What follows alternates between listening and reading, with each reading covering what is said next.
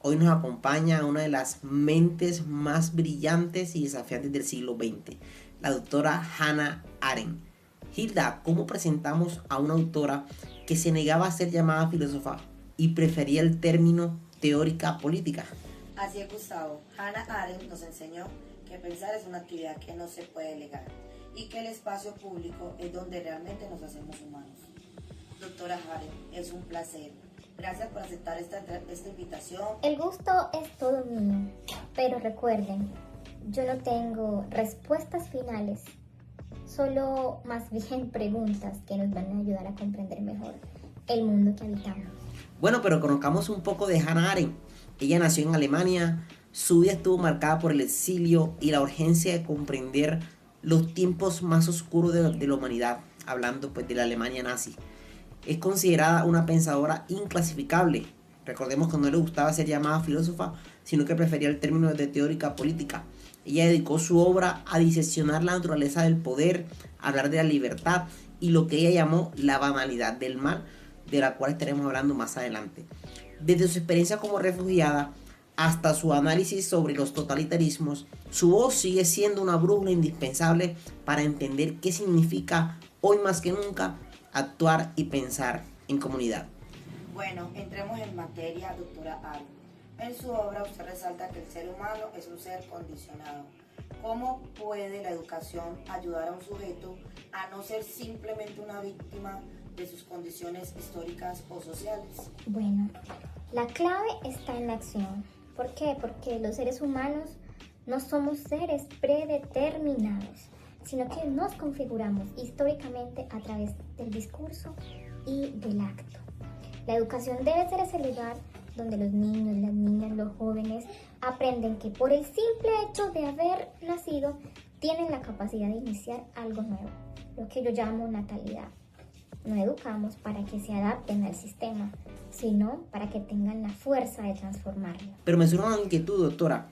En su libro Entre el pasado y el futuro, muy comentado por cierto, usted menciona que hay una crisis en la educación. Resalta que hay que proteger al niño del mundo. En una era de sobreexposición digital y muchas redes sociales, ¿cómo podemos interpretar esa protección? Proteger al niño significa darle un espacio privado en donde la familia y la escuela se conviertan en ese refugio, en ese lugar especial para cuidarlos.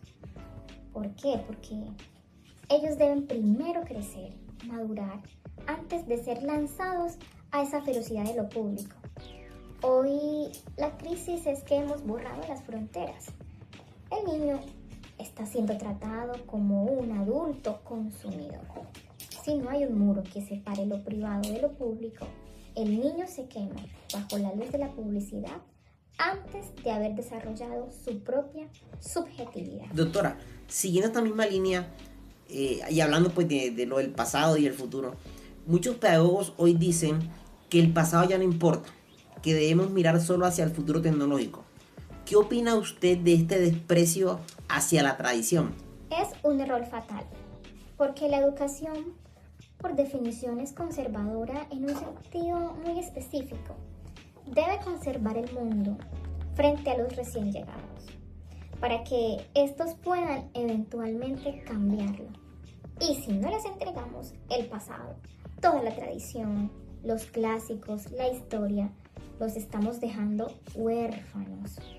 No se puede innovar en el vacío. Recordemos eso.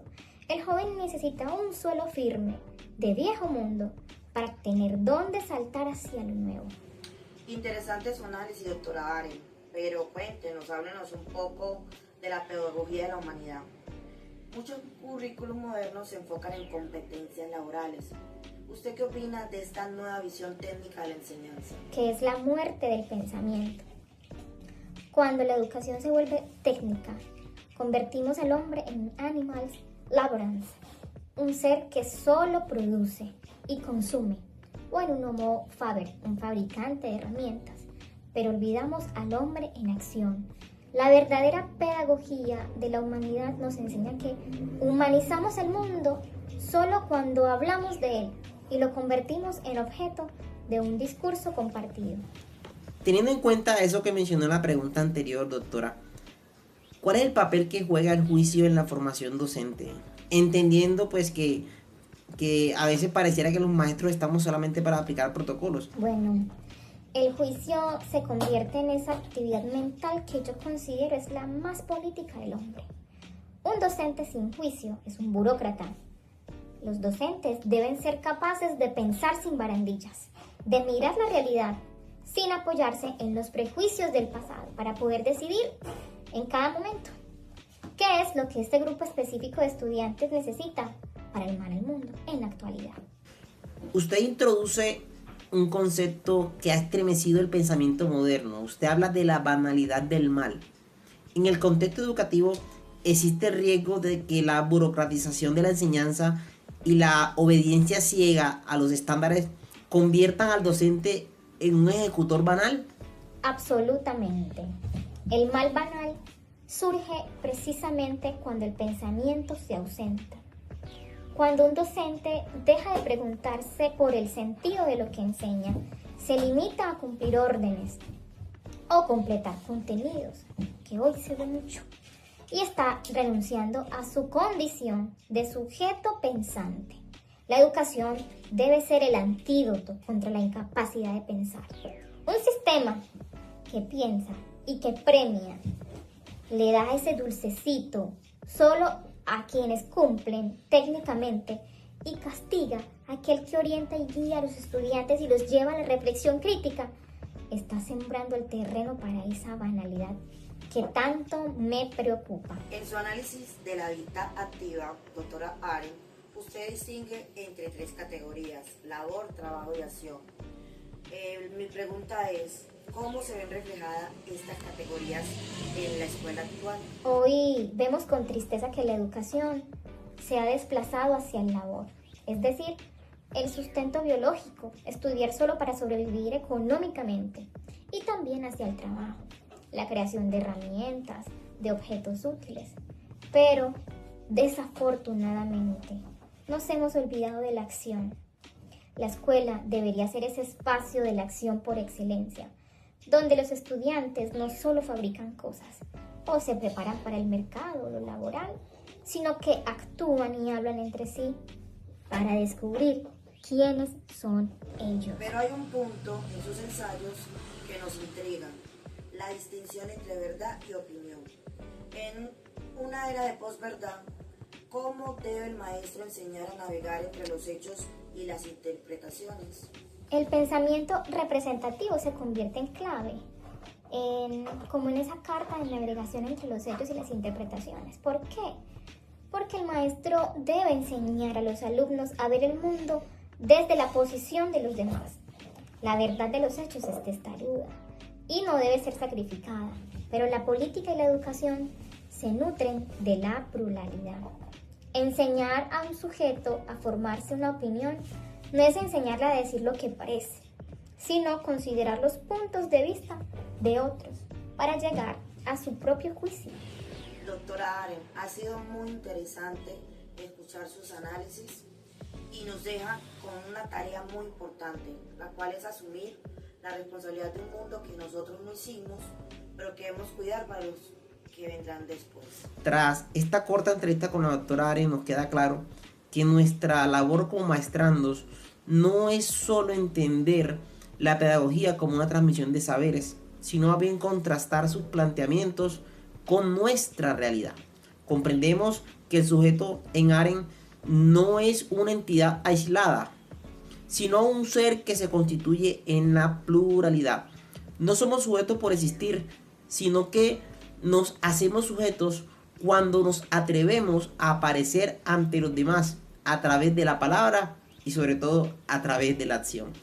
Exacto, Gustavo, y es aquí donde el análisis de la subjetividad toma una dimensión política y ética fundamental. A partir de lecturas como la pedagogía de la humanidad, evidenciamos que la crisis educativa no es un problema de falta de tecnología o de métodos didácticos, sino un síntoma de la pérdida de nuestra responsabilidad por el mundo.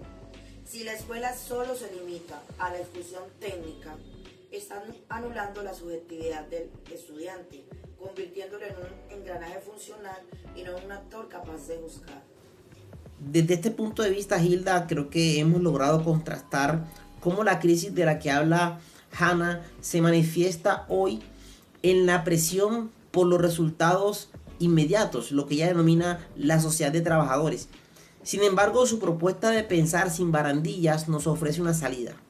El maestro debe ser quien brinde al estudiante las herramientas de la tradición para que éste pueda ejercer su juicio propio y así verdaderamente poder iniciar algo nuevo. Leer a Hannah Arendt ha sido muy interesante. Esos análisis nos obligan a repensar el aula como un espacio prepolítico donde se protege la chispa de lo nuevo. La subjetividad no se construye desde el aislamiento digital o el individualismo, sino desde el reconocimiento de que compartimos un mundo común. Nosotros como futuros magísteres, nuestro compromiso es recuperar esa pedagogía de la humanidad, donde educar sea ante todo un acto de valentía para presentarle al mundo, el mundo a los jóvenes y decirles, aquí está, ahora es su turno de cuidarlo y renovarlo. Totalmente de acuerdo con usted, compañera Hilda. Y de esta manera queremos dar las gracias a ustedes por acompañarnos en este análisis. Esperamos que este recorrido por el pensamiento arendtiano nos permita a todos los educadores volver a amar al mundo lo suficiente como para transformarlo. Unas últimas palabras, doctora, que nos pueda regalar en este momento. Recuerden siempre esto. La libertad no es algo que se tiene, es algo que se ejerce en compañía de otros. No dejen entonces de hablar entre ustedes, porque solo el discurso auténtico nos salva de la oscuridad. Bueno, con estas palabras cerramos nuestra entrevista de hoy. Agradecemos a la doctora Arendt por su tiempo y a ustedes por escucharnos en esta búsqueda por una educación más humana. Hasta la próxima.